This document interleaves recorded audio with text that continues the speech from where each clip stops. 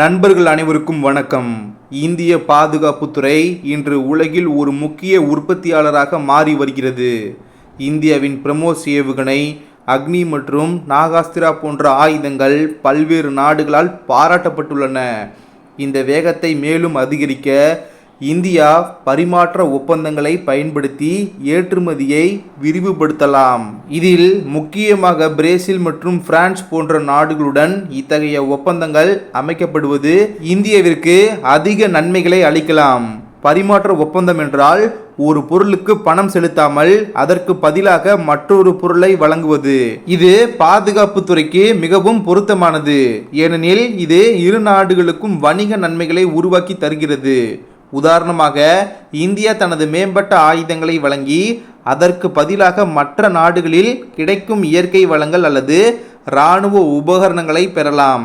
பிரேசிலின் பார்வையில் இந்தியாவின் பிரம்மோஸ் ஏவுகணைகள், ட்ரோன்கள் போன்ற இராணுவ உபகரணங்கள் அவசியமாக உள்ளன. அதே நேரத்தில் இந்தியா பிரேசிலின் தேங்காய் மற்றும் எண்ணெய் போன்ற வளங்களை பெற முடியும். இது மட்டுமல்லாமல் இரு நாடுகளும் தொழில்நுட்ப பரிமாற்றம் மற்றும் ஒருங்கிணைந்த உற்பத்தி திட்டங்களில் இணைந்து செயல்பட வாய்ப்பு உள்ளது. இதேபோல் பிரான்ஸ் இந்தியாவின் பினாக்கா ராக்கெட் அமைப்புகள், அக்ரோன்ஸ் ட்ரோன்கள் போன்றவற்றை ஆர்வமாக கவனிக்கிறது. இதற்கு பதிலாக இந்தியா பிரான்சின் மேம்பட்ட இராணுவ விமானங்கள், இன்ஜின்கள், சிறந்த இராணுவ உபகரணங்கள் போன்றவற்றை பெற முடியும். இது இரு நாடுகளுக்குமான பாதுகாப்பு தொழில்நுட்ப ஒத்துழைப்பை மேம்படுத்தும். இந்த ஒப்பந்தங்களின் மூலம் இந்திய பாதுகாப்புத்துறை பல புதிய சந்தைகளை அடைய முடியும். உற்பத்தி செலவுகளை குறைத்து அதிக விலை கொண்ட ஆயுதங்களை உலக சந்தைக்கு வழங்க முடியும். இதனால் உலக சந்தையில் இந்தியாவின் தாக்கம் அதிகரிக்கும். மேலும் சிறு மற்றும் நடுத்தர தொழில்களுக்கு வேலை வாய்ப்புகள் பெருகும்.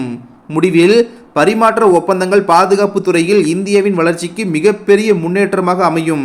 இதன் மூலம் இந்தியா தனது பொருளாதாரத்தை வலுப்படுத்தி ஒரு உலகளாவிய பாதுகாப்பு தொழில்நுட்ப மையமாக மாறும். நண்பர்களே, அடுத்த செய்தியாக, அமெரிக்கா மற்றும் சீனா இடையே வர்த்தக போர் மீண்டும் வெடிக்கக்கூடிய அபாயம் அதிகரித்துள்ளது. என்ன என்பதை நம்ம விரிவாக பார்த்தரலாம் நண்பர்களே. அதாவது, அமெரிக்க அதிபர் தேர்தலில் டொனால்டு ட்ரம்ப் அவர்கள் வெற்றி பெற்றதில் இருந்து அனைவரும் விவாதிக்கும் முக்கிய விஷயங்களில் ஒன்றாக இருப்பதே இதுதான் நண்பர்களே. அடுத்த ஆண்டோட துவக்கத்தில் டொனால்டு ட்ரம்ப் அவர்கள் தலைமையில் அமையக்கூடிய புதிய அமெரிக்க அரசு சீனாவில் இருந்து இறக்குமதி செய்யக்கூடிய பொருட்களுக்கு 40% வரி விதிக்கலாம் அப்படின்ற மாதிரி ராய்ட்டர்ஸ் செய்தி நிறுவனம் நடத்திய பொருளாதார நிபுணர்கள் அடங்கிய கருத்து கணிப்பு முடிவுகள் கூறுகிறது நண்பர்களே. இதனால சீனாவோட பொருளாதாரம் என்பது 1% அளவிற்கு வளர்ச்சி குறையலாம் அப்படின்ற மாதிரி எதிர்பார்க்கப்படுகிறது. ஏற்கனவே நம்ம பார்த்தோம்னா டொனால்டு ட்ரம்ப் அவர்களுடைய கடந்த ஆட்சி காலத்தில் விதிக்கப்பட்ட வரியிலும் வர்த்தக கட்டுப்பாடிலும் இருந்து இன்ன வரைக்கும் சீனாவால் மீள முடியாமல் தவித்து வருவதாக காணப்படுகிறது. ஸோ இப்படிப்பட்ட நேரத்தில் சீனா மேல புதிய வரி விதிக்கக்கூடிய அந்த ஒரு விஷயம் என்பது பெரும் இழப்பாக சீனாவிற்கு மாறும் அப்படின்ற மாதிரி சொல்லப்படுது. அதே சமயம் இந்த வர்த்தக போர்ல அமெரிக்காவிற்கு இணையாக சற்றும் கொஞ்சம் கூட சளைக்காமல் சீனாவும் தன்னோட பங்கிற்கு ஏதாவது பண்ணணும்ல அப்படின்ற ஒரு விதத்தில் அமெரிக்கா மீது வரி விதிக்கவும், மறுமுனையில் தனது வர்த்தகத்தை காப்பாற்றிக் கொள்வதற்கு அனைத்து விதமான முன்னேற்பாடுகளையும் சீனா செய்ய துவங்கியிருக்குங்க.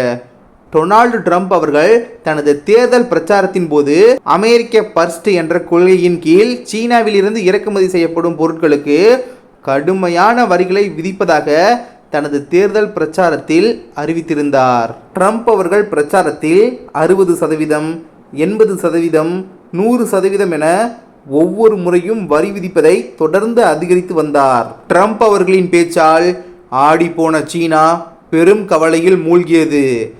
ஏற்கனவே சீனா ரியல் எஸ்டேட் சந்தையில் வீழ்ச்சியில் இருந்து மீள முடியாமல் அதீத கடன் சுமையிலும் மந்தமான உள்நாட்டு தேவை போன்ற பிரச்சனைகளை சந்தித்து வருகிறது. இந்த நிலையில் அமெரிக்காவுக்கான வர்த்தகத்தில் வரியும் கட்டுப்பாடும் விதிக்கும் போது சீனாவின் ஏற்றுமதியும் மோசமாகிவிடும்.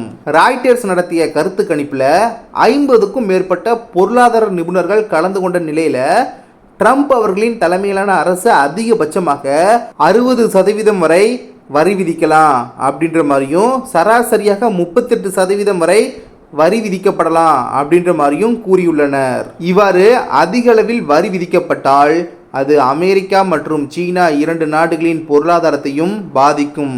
உலகளாவிய சப்ளை சங்கிலி பாதிப்பு ஏற்பட்டு பொருட்களின் விலை உயரும். அமெரிக்க அரசின் அறிவிப்புக்கு பதிலடி கொடுக்கும் வகையில் சீன அரசும் வரி விதிக்கப்படலாம். இதற்கு மத்தியில் சீனாவில் இருக்கும் இதர வெளிநாட்டு நிறுவனங்கள் இந்தியாவிற்கு வருவதற்கான வாய்ப்புகள் இந்த வரி விதிப்பால் உருவாகும் என முக்கிய செய்தியாக பார்க்கப்படுகிறது நண்பர்களே. அடுத்ததாக ரஷ்யா உக்ரைன் விவகாரம் கைமீறி போவதாக பார்க்கப்படுகிறது. என்ன என்பதை நம்ம பார்த்துடலாம். அதாவது ரஷ்யா மீது உக்ரைன் அமெரிக்காவின் ஏவுகணைகளை பயன்படுத்தி தாக்குதல் நடத்தியது. இந்த நிலையில் தற்போது பிரிட்டிஷ் ஏவுகணைகளை பயன்படுத்தி தாக்குதல் நடத்தியுள்ளது.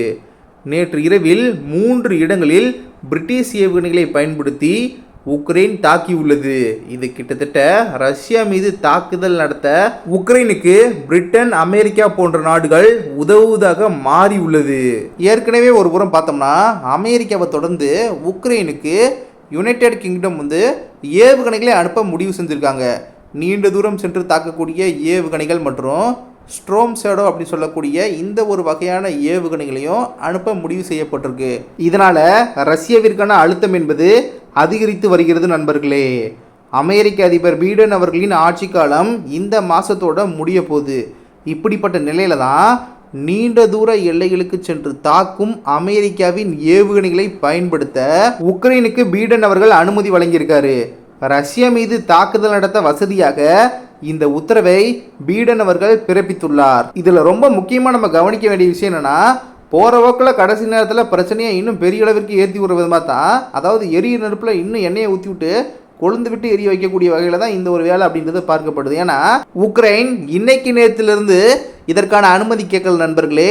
பல மாதங்களாக தொடர்ச்சியாக நாங்கள் இந்த ஒரு நீண்ட தூர ஏவுகணைகளை பயன்படுத்திக்கிறோம், முடிஞ்சால் எங்களுக்கு இதை கொடுத்து உதவி பண்ணுங்க அப்படின்ற மாதிரி பெரிய அளவிற்கு கோரிக்கைகளை அமெரிக்காவிற்கு முன்பு வச்சு வந்துக்கிட்டு இருந்தாங்க. அதாவது பைடன் அவர்கள்ட்ட தான் தொடர்ச்சியாக கேட்டுக்கிட்டு இருந்தாங்க. அப்போல்லாம் பைடன் அவர்கள் இதை பெருசாக கண்டுக்கவே இல்லை. இந்த ஒரு கோரிக்கை உக்ரைன்ஸிலிருந்து வைக்கப்பட்ட மாதிரி அதை கண்டுக்காத விதமாக அதை பற்றி பேசாமல் இருந்தார். ஆனால் இப்போ கடைசி நேரத்தில் இந்த ஒரு பிரச்சனை எல்லாமே முடிய போகுது அப்படின்ற மாதிரி எதிர்பார்க்கப்படுது. ஏன்னா டொனால்டு ட்ரம்ப் அவர்கள் ஆட்சிக்கு வந்த உடனே இந்த பிரச்சனையை முடிப்பதற்கான நடவடிக்கை எடுக்கப்படும் அப்படின்ற மாதிரி முடிவெடுத்து வந்துகிட்டு இருக்கு. நம்ம பார்த்து வந்துகிட்டு இருக்கோம். அது மாதிரியான பல்வேறு விதமான செய்திகள் வெளிவந்துகிட்டு இருக்கு. ரஷ்யாவோட அதிபர் விளாடிமிர் புதின் அவர்களுடன் பேசியிருக்காங்க. குறிப்பாக இந்த ஒரு பிரச்சனை அவர் வந்த உடனே முடிஞ்சிடும் அப்படின்ற மாதிரி பார்க்கப்படுது.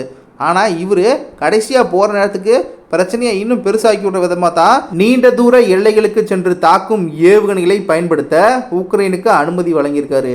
மொத்தத்தில் இந்த ஒரு விஷயத்தெல்லாம் பார்க்கும்போது நீங்களே சொல்லுங்கள், எரியிற நெருப்பில் எண்ணெயை ஊற்றுற கதையாக தான் இருக்குது. பார்த்துக்குங்க எப்படிலாம் போயிட்டுருக்கு அப்படின்ற மாதிரி.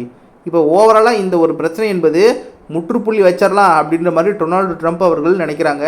பட் இப்போ இந்த ஒரு நேரத்தில் இந்த ஒரு அனுமதி என்பது ரஷ்யாவிற்கு மிகப்பெரிய அளவில் கோபத்தை ஏற்படுத்தக்கூடிய வகையிலான ஒன்றாக மாறி இருக்கு. அதே சமயம் இந்த பிரச்சனைக்கு மேலும் சிக்கலை ஏற்படுத்தக்கூடிய வகையிலான ஒரு அனுமதியாக இந்த ஒரு அனுமதி என்பது பார்க்கப்படுகிறது நண்பர்களே. சரி, அவ்வளோதான் நண்பர்களே, இன்றைய செய்தி நிறைவடைந்தது. இந்த வீடியோவை பற்றிய உங்களின் கருத்து வரவேற்கப்படுகின்றது. புதிதாக வீடியோ பார்த்து கொண்டிருக்கும் நண்பர்கள் இன்னும் நம்மளோட சேனலை சப்ஸ்கிரைப் பண்ணாமல் இருந்தால் மறக்காமல் சப்ஸ்கிரைப் பண்ணுங்கள், லைக் பண்ணுங்கள், பெல் ஐக்கனை கிளிக் பண்ணுங்கள். தொடர்ச்சியாக நம்மளுடைய சேனலுக்கு உங்களுடைய ஆதரவை தெரிவிங்க. நீங்கள் தொடர்ந்து சப்போர்ட் பண்ணால் மட்டுமே நம்மளுடைய சேனல் அடுத்த கட்டத்திற்கு வளரும். அதே சமயம் நீங்கள் எதிர்பார்க்குற மாதிரியான செய்திகளையும் நான் தினமும் வீடியோவின் மூலமாக உங்கள்கிட்ட கொண்டு சேர்ப்பேன். ஸோ அதனால் சப்ஸ்கிரைப் பண்ணி சப்போர்ட் பண்ணுங்கள். இந்த வீடியோ உங்களுக்கு ரொம்ப இன்ஃபர்மேட்டிவாக இருந்தால் உங்களுடைய நண்பர்களுக்கும் ஷேர் பண்ணுங்கள், அவங்களும் பார்த்து தெரிஞ்சுக்கிட்டோம். நாளைக்கு இன்னொரு புது வீடியோவில் நான் உங்ககிட்ட பேசுகிறேன். நன்றி நண்பர்களே. ஜெய்ஹிந்த்.